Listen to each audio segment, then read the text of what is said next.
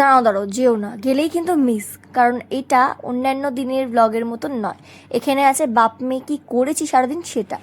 তো সকাল সকাল মা চলে গেছিলো মামা বাড়ি, কারণ আজকে ভাইফোঁটা। তো বাড়িতে ছিলাম আমি আর বাবা। তো কী করব, তো ভেবেলাম চিকেন নিয়ে এসে চিকেনই রান্না করা হোক। তো আমি এখানে একটা পেঁয়াজ কেটে নিচ্ছি, 500 গ্রাম মাংসর জন্য একটা পেঁয়াজ, ওটাকে কেটে আমি ভাজার জন্য দেবো।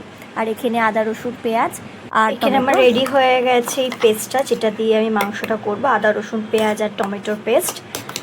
এটা আমার গরম হয়ে গেছে সর্ষের তেল, তাই আমি এখন আলুগুলোকে লাল লাল করে ভেজে নেব। লাল লাল করে আলু ভাজা হয়ে গেছে, দেখতেই পাচ্ছ। এখন আমি তেজপাতা ফোড়ন দিচ্ছি, কেটে রাখা পেঁয়াজ। এটা আমরা একদম পেঁয়াজ আর তেজপাতা দিয়েছি।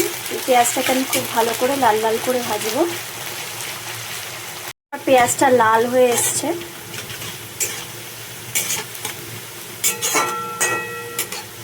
পেস্টটা দিয়ে দিচ্ছি যেটা আমি করেছিলাম। দিচ্ছি নুন, দিচ্ছি হলুদ, দিচ্ছি শুকনো লঙ্কার গুঁড়ো, কাশ্মীরি লঙ্কার গুঁড়ো, কালারিং পারপাস।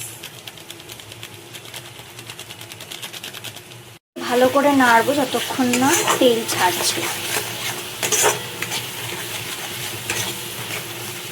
জল দেবো, মিক্সির বাটিটা ধুয়ে যেটুকু ছিল।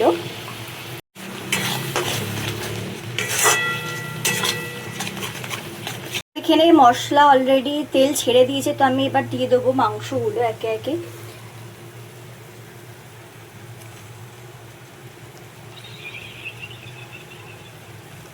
মাংসটা দিয়ে ভালো করে আমরা মশলাটাকে কষাবো।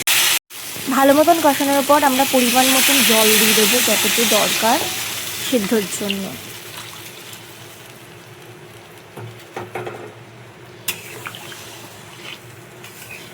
আমাদের ঝোল ফুটে গেছে, এবার আমরা ভেজে রাখা আলুগুলোকে একে একে দিয়ে দেবো। এই যে ভেজে রাখা আলু, অ্যান্ড ইটস রেডি। কেমন লাগছে জানিও। আমি ঝোল রাখিনি, আমরা এরম কষা কষাই পছন্দ করি।